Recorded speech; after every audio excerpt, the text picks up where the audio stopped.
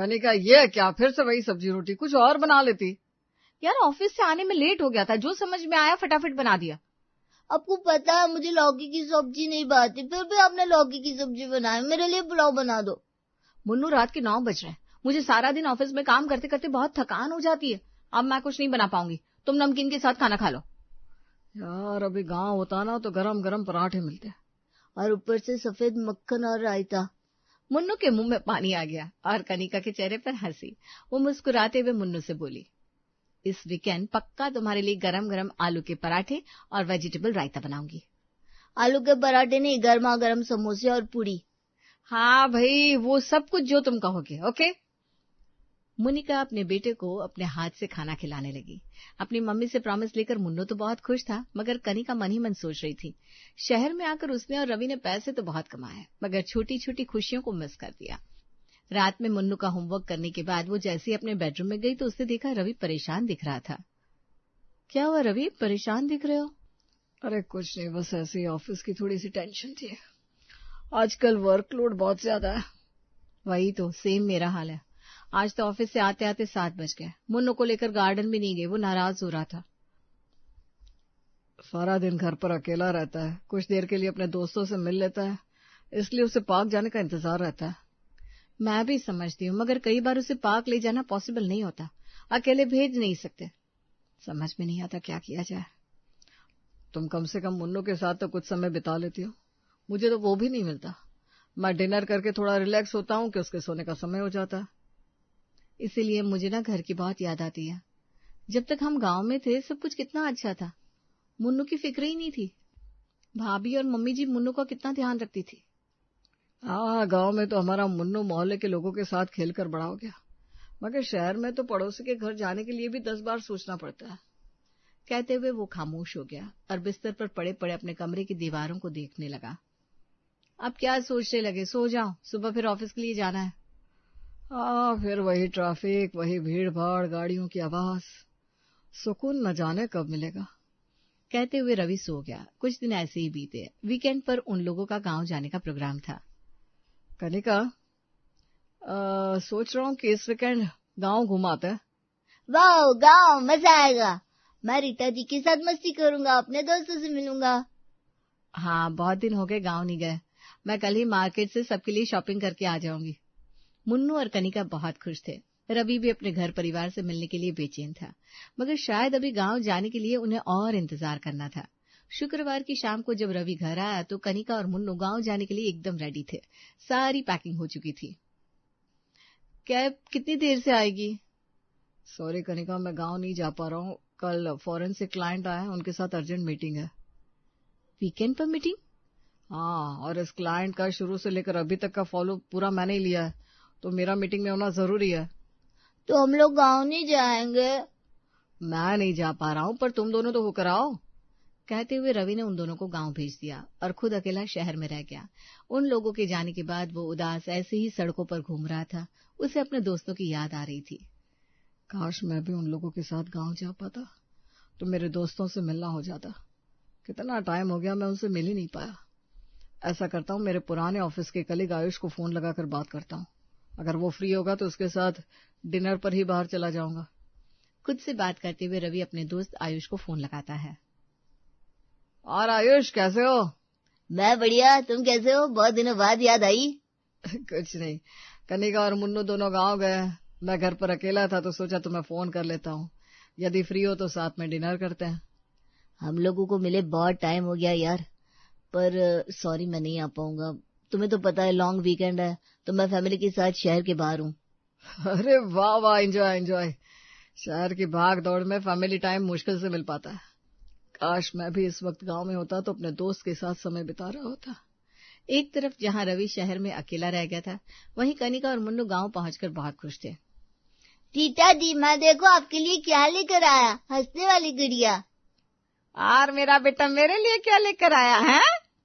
मैं तो कुछ नहीं लाया आपके लिए। कहते वो कनिका की तरफ देखने लगा तो उसके चेहरे पर स्माइल आ गई।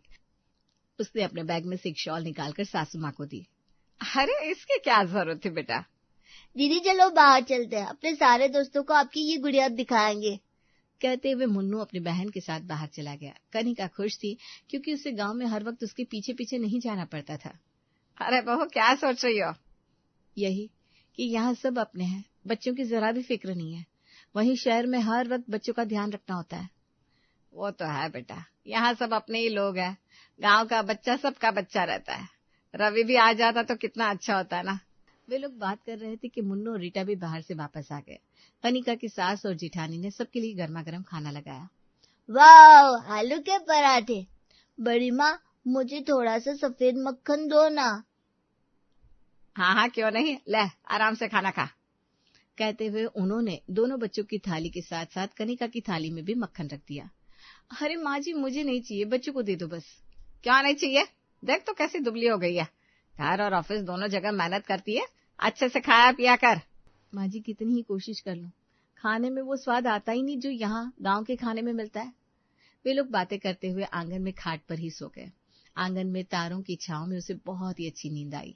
अगली सुबह जब चिड़ियों की आवाज से उसकी नींद खुली तो वो खुद को बहुत ही फ्रेश फील कर रही थी। खुले आंगन की ठंडी हवा का मुकाबला तो एसी की हवा भी नहीं कर सकती। कितना सुकून मिलता है तारों की छांव में सोने में। खुद से ही बातें करते हुए वो किचन में पहुंची और जेठानी के साथ मिलकर सभी के लिए चाय नाश्ते की तैयारी करने लगी। अरे वाह, इतनी जल्दी सारी तैयारी हो गई? हाँ, जेठानी जी और मैंने मिलकर फटाफट काम कर लिया।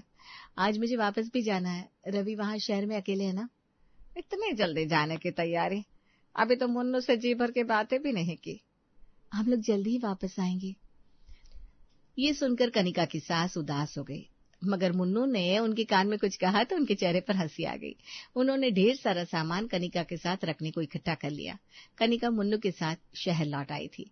शाम में रवि घर आया तो लोगों को देखकर खुश हो गया। अरे वाह, तुम लोग आ गए, मुझे तो लगा था कल आओगे। वो मम्मी का आपके बिना मन नहीं लगा। कहते हुए वो हंसने लगा तो रवि ने भी उसे गले से लगा लिया। तभी उसे खाने की बहुत अच्छी खुशबू आई। अरे कनिका, आते ही किचन में लग गई। खाने में क्या बना रही हो? बहुत अच्छी खुशबू आ रही है। नहीं तो किचन में तो कुछ नहीं बना रही हूँ, मैं तो यहाँ खड़ी हूँ। तो किचन में कौन है? जाकर देख लो। कनिका के कहने पर रवि किचन में गया तो वहां पर उसकी माँ खड़ी थी। उन्हें देखते ही रवि बहुत खुश हो गया। वे रवि को सरप्राइज देने और उनकी गृहस्थी देखने के लिए शहर आई थी। कनिका, तुमने बताया नहीं माँ भी आई है? ये मुन्नू का आइडिया था। बस तुम लोगों की गृहस्थी देखने के लिए आ गई। तो बताओ, कैसा लगा आपको हमारा घर? लाला, बाकी सब तो ठीक है, मगर तुम लोग इतने छोटे से घर में रहते हो, इससे बड़ा तो हमारे घर का आंगन है। माँ, शहर में 4 BHK घर होना बहुत बड़ी बात है। शहर में ऐसा घर बहुत कम लोगों के पास होता है। इसमें बड़ा क्या है, ना आंगन है ना खुद की छत, हवा में लटका हुआ घर। हाँ माँ, गांव में तो अपनी मिट्टी अपना आंगन होता है, मगर शहर में सब कुछ होने के बावजूद अधूरापन जरूर रहता है। कोई बात नहीं, तू शहर में खुश है, यही मेरे लिए सबसे बड़ी बात है। अधूरापन तो हर जगह है। कोई भी चीज हो, इंसान परिपूर्ण कभी नहीं होता। अरे आप लोग यहाँ दरवाजे पर ही खड़े सारी बातें कर लोगे या घर के अंदर भी चलोगे? माँ जी, मैंने आपके लिए गर्मा गर्म मूंग दाल के भजिए और सौंठ डाल की खट्टी मीठी चटनी बनाई है। अब जब तक रवि की माँ शहर में रही, कनिका और रवि का बहुत ध्यान रखती। कनिका भी मुन्नू की तरफ से निश्चिंत हो गई थी, मगर कुछ दिनों के बाद जब उनके जाने का समय आया तो रवि और कनिका दोनों उदास हो गए। आप इतनी जल्दी जा रहे हो? अभी अभी तो आए थे। अरे बेटा, जाना होगा, गांव में भी तो कुछ जिम्मेदारियां हैं। मगर दादी, अब दोबारा जल्दी वापस आओगे ना? अरे जब तुम बुलाओगे तुम्हारी दादी दौड़ी चली आएगी। कहते हुए उन्होंने मुन्नू को प्यार किया और गांव के लिए निकल गई। कुछ दिन ऐसे ही बीते। शहर में सब कुछ था, मगर कहीं ना कहीं रवि के मन में खालीपन था। रवि, तुम कुछ दिन के लिए ऑफिस से ब्रेक क्यों नहीं ले लेते? तुम जानती हो ये संभव नहीं है। अभी बहुत सारी जिम्मेदारी है, होम लोन, मुन्नू की पढ़ाई और गांव की भी जिम्मेदारी है। वरना मैं भी ब्रेक लेकर कुछ दिन गांव जाना चाहता हूँ। वो तो है, जो सुकून गांव की रोटी में है ना, वो शहर में नहीं है। मगर उस रोटी पर लगने वाला घी शहर में आकर ही संभव हो सकता है। ऐसे ही कुछ दिन और बीते। फिर एक दिन उसके भाई का फोन आया। राज, माँ की तबीयत ठीक नहीं है, उन्हें पास के गांव में अस्पताल में एडमिट किया है। कुछ दवाइयाँ चाहिए, शहर में वो दवाइयाँ मिल जाएगी क्या? हाँ, क्यों नहीं। आप मुझे पर्चा भेज दीजिए, मैं कहीं से भी दवाइयाँ ढूंढकर आज ही वो दवाइयाँ भेज दूंगा। तुम दवाई तो भेज दोगे, मगर माँ से मिलने आ जाते तो अच्छा रहता।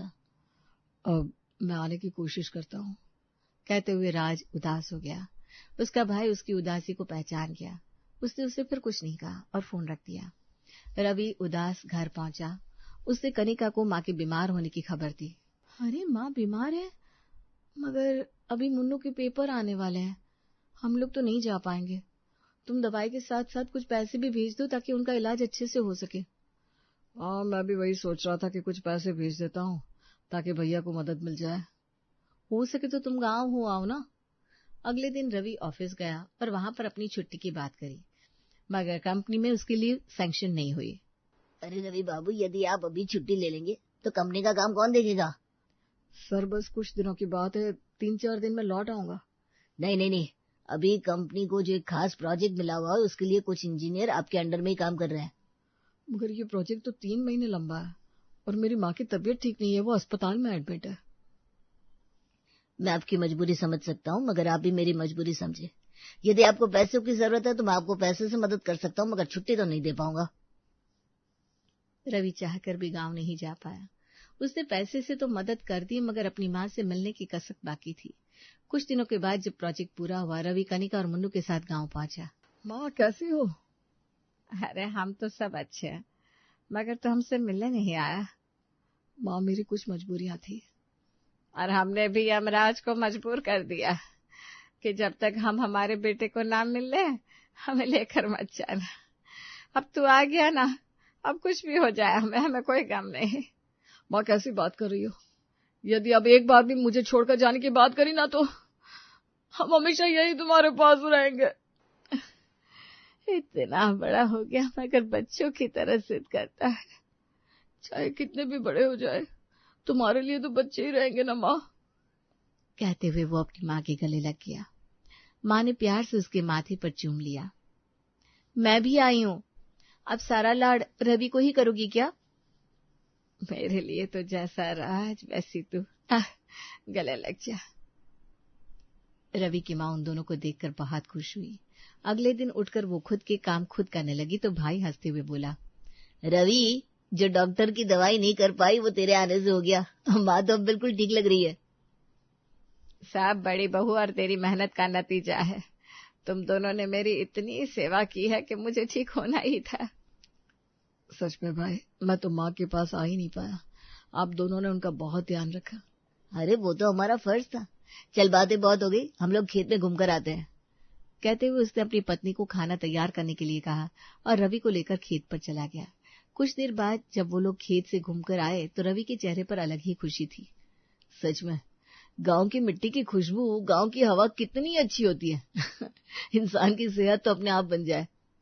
ये बात तो है, गांव की हवा में शहर की तरह धूल मिट्टी और पोल्यूशन नहीं होता। अब तुम दोनों बातें ही करोगे या खाना भी खाओगे?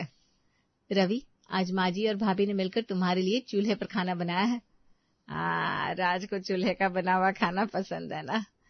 कहते हुए उन्होंने थाली लगाई। दाल भात चोखा और बाजरे का रोटला। बरसों बाद रवि ने गांव का देसी खाना खाया था। माँ, पेट भर गया मगर मन नहीं भरा। इन रोटियों में तो अलग ही स्वाद है। अरे ये स्वाद तो माँ के हाथ का और जन्मभूमि की मिट्टी पानी का है। सभी को अपनी माँ के हाथ का खाना पसंद है। हाँ वो तो है। देखो आप अपने बच्चों की खुशी के लिए सुबह से काम में लगी हुई है, जरा भी आराम नहीं है। शहर में भी तो तुम सुबह से लेकर शाम तक भागती रहती हो। बस यहाँ की भाग दौड़ में सुकून है और वहाँ की भाग दौड़ में थकान। मगर वहाँ की थकान में भी आत्म संतुष्टि है कि हाथ में पैसे मिलते हैं।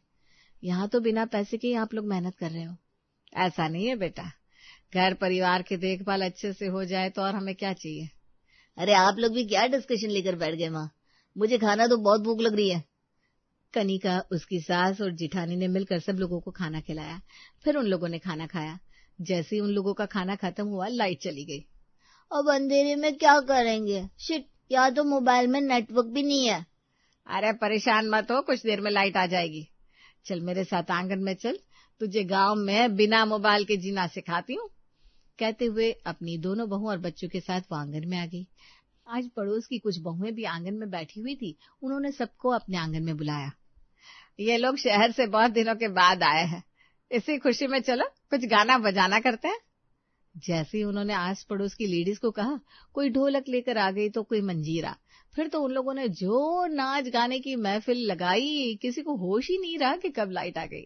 सब लोग नाचने गाने में व्यस्त थे। अरे चलो बहुत हुआ, रात के 10 बज गए, तुम लोग भी जाकर सो जाओ, सुबह उठकर अपने अपने काम धंधे में लगना है। नहीं माँ जी, थोड़ी देर और।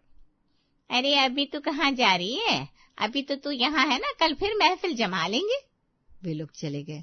उनके जाने के बाद सब लोग सोने लगे तो रवि ने अपना बिस्तर आंगन में लगा लिया।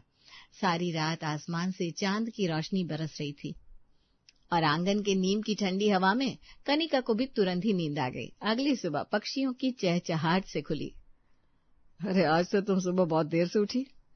बड़े दिनों के बाद सुकून की नींद आई। ऐसा लगा अपनी माँ की गोद में सो रही हूँ।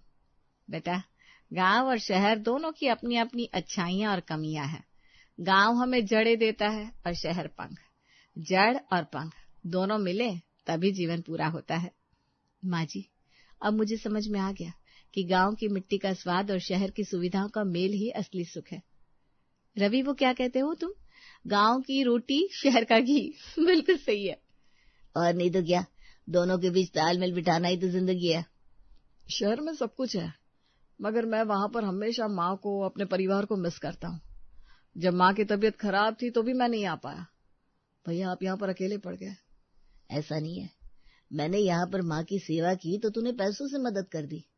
पैसे से उनका अच्छे हॉस्पिटल में इलाज हो गया और माँ बिल्कुल स्वस्थ हो गई। यदि तू भी मेरे साथ गांव में रहता तो हम इतने पैसों का बंदोबस्त नहीं कर पाते। वे लोग बातें कर रहे थे, तभी रवि का दोस्त आ गया जो वहीं गांव में रहता था। मनीष, अरे यार, मैंने तुझे बहुत मिस किया। मिस तो हमने भी तुझे किया, मगर अब तुझे अच्छी नौकरी मिल गई, उसकी ज्यादा खुशी थी। यहाँ गांव में तेरे लिए ज्यादा कुछ नहीं था। मगर इन सब के पीछे मैंने बहुत कुछ खोया है दोस्त। मगर असली सुख तू यहीं पर है। रवि, असली सुख सुविधा में नहीं, मन की शांति में। गांव और शहर दोनों की अपनी अपनी अच्छाइयां और कमियां हैं। जरूरी यह है कि हम जहाँ रहे वहाँ इंसानियत और संतोष बनाए रखें। बेटा, शहर इंसान के सपने पूरा करता है, पर गांव उसे अपनी जड़ों से जोड़कर रखता है। और जो इंसान जड़ों से जुड़कर अपने सपने पूरा करता है, वो कभी भी नहीं हारता।